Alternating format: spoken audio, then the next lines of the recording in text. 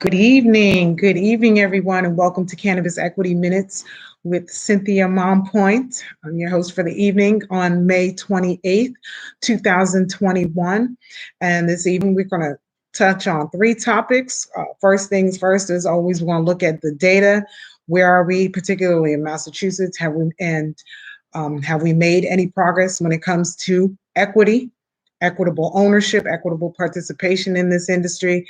Take a look at what's happening over in New York. They've got some key decision making that's going to take place, and there's some lessons learned in Massachusetts. And hopefully, those of you who are on the ground in New York will heed what we have to say and not suffer the same consequences. And then wrap it up with looking at the greatest and the long-awaited update in Massachusetts when it comes to licensing. So data, jump right in. The data in Massachusetts has not changed. The needle has not moved the last week or so. When we look at how many businesses are operational, the numbers have slowly plateaued.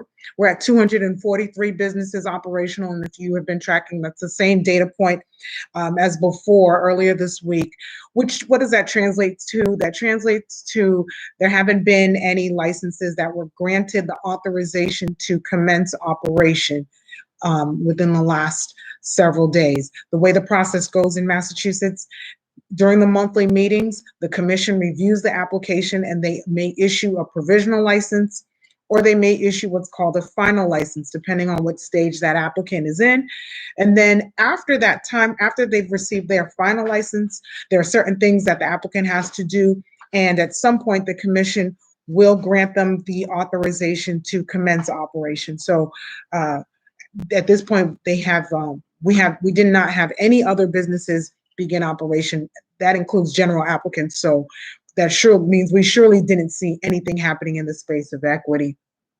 And then on the national front, we're still waiting to hear what's going to happen with they're reintroducing the MORE Act and what the federal legalization is going to look like and the impact. And we've constantly said that legalization does not necessarily, it doesn't equate to equitable participation. It doesn't equate to equity. What we've seen in states that have gone legal, including Massachusetts, is that the arrest rates, the disparity increases. And so we have opportunities available for the status quo to move forward. Who's the status quo? What is the status quo? What am I talking about? I'm talking about white-owned businesses are able to capitalize. The government is able to monetize through taxation when we have legalization.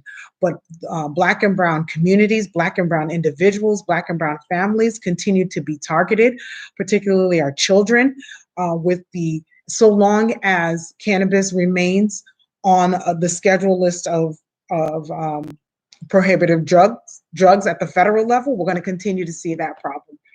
So that's where we are with the data front. I want to jump in right in and transition over to New York. Now, New York is, they are moving forward with their regulations, and they've gone legal. So now the next step over the next several months is to go through the law, which is about 7,000 lines of legalese, right? And develop regulations around that.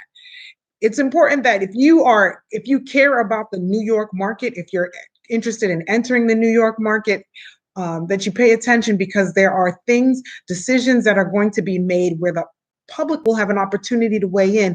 And there's a lot that can be learned from Massachusetts. Case in point, the governor is looking to appoint the commissioner, if you will, for their Office of Cannabis Management, which is the equivalent to what we have in Massachusetts as the Cannabis Control Commission. This is the person that's going to pretty much be the spearhead, the direction for the rollout of regulations and policies in New York. Now, the person that they have up for consideration, interestingly enough, Massachusetts passed on this individual. His name is, I forgot how to say it. It's like Byron Baum. I'm not his mama. I didn't name him. Byron Baum. He was part of the regulatory body coming out of Rhode Island. And if you know a regulator is coming from a state that has not been successful in executing policies that promote equitable participation, that promote equity in this industry, and yet you are pushing a platform where you want to be first in this nation, or you want to lead the nation. You may not have been first, but you want to lead the nation in social equity and equitable or equity in cannabis, particularly in the legal industry. Then you can't be looking at individuals who have a track record or who have a track record of pushing policies that went against that. And so what the point here is, and what we've learned in Massachusetts, is that just because someone is in the cannabis space, one, doesn't mean that they can lead in a way that's going to result in equitable participation, right? So that's one. Secondly, just because the rhetoric is strong around issues of concern, particularly social equity. That's the catchphrase, right, that we're using in this industry, where we're looking to address those who have been harmed the most by the war on drugs, by prohibition, and the continued disparity in enforcement despite legalization. When we're looking to see the actions, when we're looking to see progress and significant outcomes, we can't just rest on rhetoric. Unfortunately for Black folks, for our community, historically, we get tied up in the rhetoric, and we're okay with that, not realizing that a lot of times this rhetoric is coming from shepherds, folks who are leading the sheep, leading our community, leading folks to the slaughterhouse, to be on the table, not to be a part of the decision making, not to be leading the rollout and leading the industry through ownership in the businesses. And that's a lesson that can be learned here in Massachusetts. That's something that we fell prey to. This is why here it is. We are 3 years out, 5 years out since we voted it into law that we want cannabis to be legal. That was 2016. We're 3 years out since licenses have been issued in this state starting in 2018. And we only see 4 economic empowerment certificate holders with a license. We only see 2 social equity program participants with a license. And, these are businesses that are operational. The percentage is less. We're looking at less than 9%, less than 8% across the board. And despite the rhetoric that's pushed, if you're listening to some of our media at the forefront, a lot of folks like to look to the Boston Globe, because that's one of our major news sources in Massachusetts, news outlets.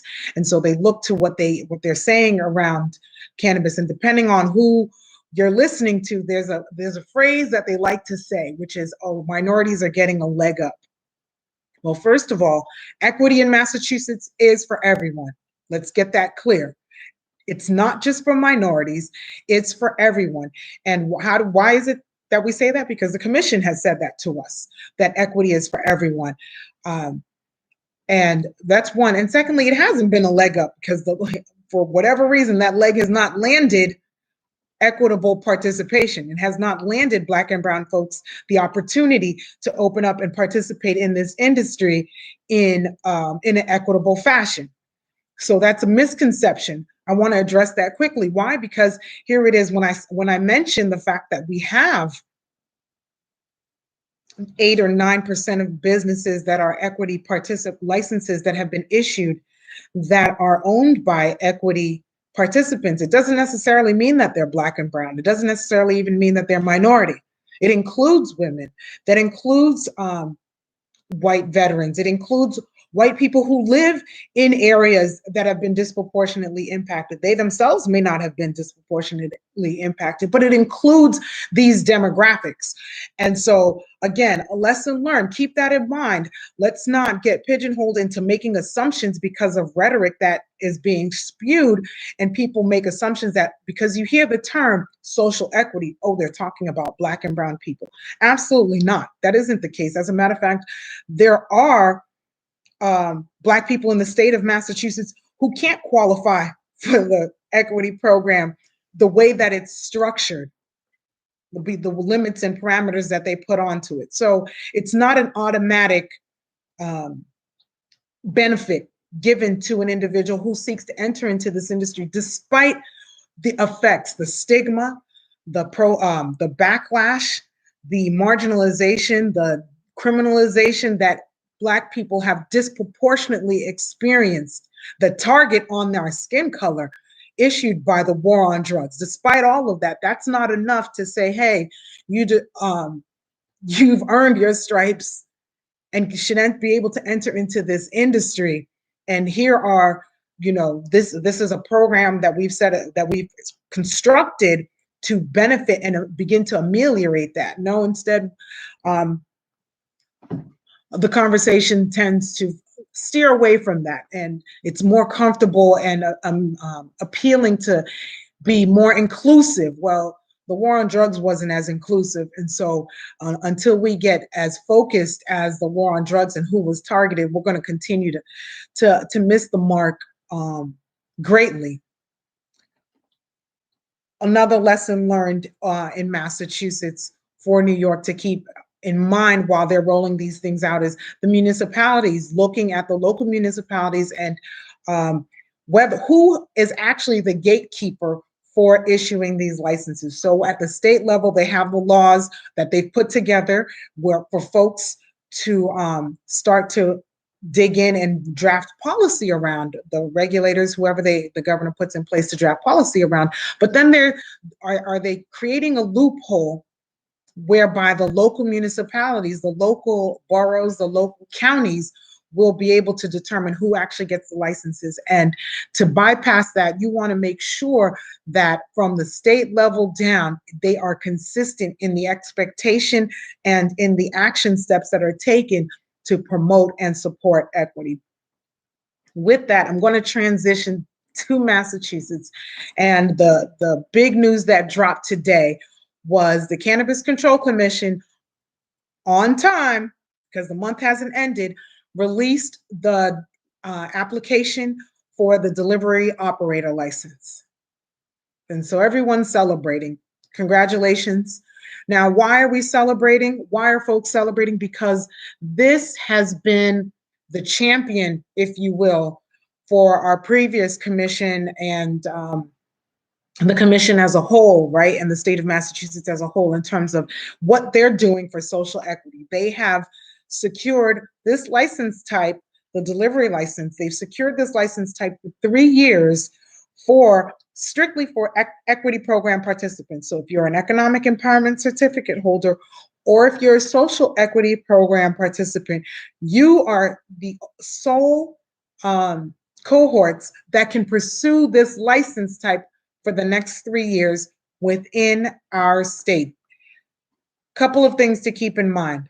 Pursuing this license type doesn't mean that wherever you are, you can open up a delivery license. No, you still have to actually go through the same rigorous process to secure this license. And I use this term rigorous intentionally because there are some folks, and particularly at the local level, municipalities, that seem to think that because this is secure, these licenses are earmarked right now for equity program participants, that they're not going to be subjected to the same rigorous or any type of rigor when it comes to evaluation at the state level. That's not the case. In fact, the state is holding equity program participants, particularly economic empowerment certificate holders, to higher standards than they do other applicants, namely in what their standards are around their hiring practices, their contracting practices. So these are some things that economic empowerment certificate holders have to demonstrate moving forward, let alone what they had to demonstrate just to secure that title, right? So with the delivery license, the delivery operator license, you have applicants now have to submit an application for pre-certification. Again, another step that general applicants pursuing any other license did not have to do, they don't have to do. But if you are an equity program participant looking to take advantage of this priority period right now, you have to submit a pre-certification application secure that pre-certification from the Cannabis Control Commission. And at that point, they will then allow you to apply for the delivery operator license. Now, this process, this extra step is provided under the guise of they don't want social equity or equity program participants to waste their time pursuing a license if they're not going to be able to be successful in securing that after being evaluated. Now, at the onset, that sounded like great rhetoric, right? However, fast forward to about 2 months ago when the executive director came out and said, well, they don't do a deep investigation into these applicants. So it's pretty much just a formality. Again, an extra step that they have equity program participants go through. The deep dive into their background supposedly does not occur until after the full application is submitted. So after the application is submitted, they are subjected to the same exact requirements. In fact, as retailers, in fact, if you look at the courier delivery license pre-certification requirements, the things that had to be in place mirrored a lot of the things that needed to be in place for an entity that was securing cannabis, whether that be just an operator that has a wholesale space or a retail operator. Certain provisions around security, the expectations around security and securing cannabis in terms of what was included in your business application needed to be in place. And, you know, a lot of folks kept asking, well, if I'm just a courier, technically I would not have this in my facility. At most, it might be in the vehicle, which makes sense for all the requirements and expectations around the vehicle, right? But not in my office space. Perhaps that has been changed with the updated version. The system was down yesterday afternoon while they updated for the new application. So we'll now be able to see, we being those who are part of the equity program, because if you are not part of the equity program, that option doesn't even show up when you log into the system. So it's not like you can log in and try and dupe them and say, hey, yeah, I'm a social equity program participant or I'm an EE. You have to have, your account needs to be linked to one of the certificate holder numbers. Now, if you are an individual trying to say, well, I want to be in this delivery industry, tap into an equity program participant, see if you can partner up, and that can be your way to support equity, and because they're still going to be facing similar barriers, similar obstacles in terms of what needs to happen to secure the license. You still need a host community agreement. You still need capital to secure your facility. You still need a location. So all of these things, all of these measures are still in place in order to exercise the benefit of this priority period. It's kind of interesting to think about this through the greater context, right? Here it is, folks are celebrating this delivery license, which is a really small license when you compare it to all of the other licenses. And for this 3-year window that they've secured, when for just equity program participants, when they really should have done this for everyone.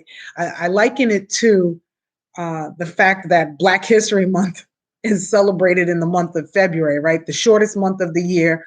And this is the month that everyone decides, oh, we want to do something pertaining to Black people. And we're going to focus on talking about their history in a very small, myopic manner during this month, when technically Black folks are Americans. Black people have contributed to this country in countless ways, and the history should be looked at when you're talking about American history, let alone global history, right? It should be integral to everything that we're doing throughout the year, let alone having the shortest month of the year. But I slightly digress there.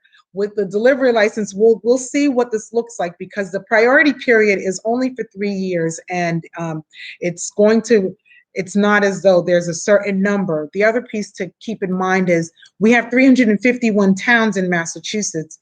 Of those 351 towns, delivery is only available in 189 of those towns. Why? Because the remaining towns, the 140, whatever, 50 plus towns, have a ban in place when it comes to retail operations. So because of that ban, and if that town has not exercised the right to opt into delivery, and how do they exercise that right? They can do it in two ways. One is responding to a notice from the commission stating that yes, they're going to opt in and delivery businesses can deliver within their borders, or two, by issuing a license to a delivery operator. The minute they do that, then they are allowing for delivery to happen within their borders.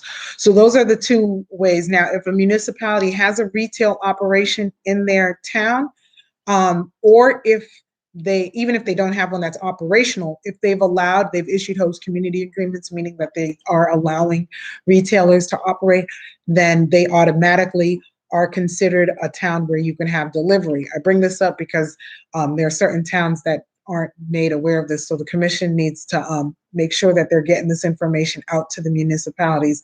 For some reason, some towns like, Tingsboro or so forth, they think that they don't have to participate in the delivery. And we want to pay attention to that, right? Because that's another way to sidestep the equity efforts that we are mandated as a state to do, is for a municipality to say, oh, we're not going to participate, and wait it out after 3 years and look to perhaps a larger entity, a non-equity participant entity, to come in. And it doesn't have to be larger. It could be maybe, these are local municipalities, so they have their local folks that they may want to see operating businesses, and so they want to hold out before they have the opportunity to pursue that. These are all things that the commission needs to be mindful of as they roll out the policy, but not just as they roll out the policy, in their communication to municipalities, and as they determine whether or not to extend this priority period. Because if participants are thwarted from being able to secure licenses in certain municipalities, then perhaps the commission may want to take some preemptive measures now and not have us scrambling 3 years out from now trying to think, oh, what can we do? Because we're not seeing participation in these towns where we should have, where there was opportunity to, and not rest on the fact that participants didn't pursue the opportunities. So that's our take. That's my take this evening for cannabis equity minutes. What's happening here in Massachusetts? I don't take it lightly. There are things abuzz throughout the state. Minor efforts happening, and we want to highlight these things, but we want to highlight it when the action actually hits the road and the outcome reflects something that moves the needle on equity. Until then, it's just rhetoric, and we're not going to sit there and applaud rhetoric, because we've been doing that for 3 years now, and that's got us nowhere. On that note, we will wrap up for this evening. Again, check in with us on any of our platforms that we are on socially. Also check out our blog, massmothermary.com. And if you have any questions, reach out to us. I will do a session answering questions specifically, and we'll address some of the questions that come up there during that time. Thank you for joining, and I will see you on Tuesday.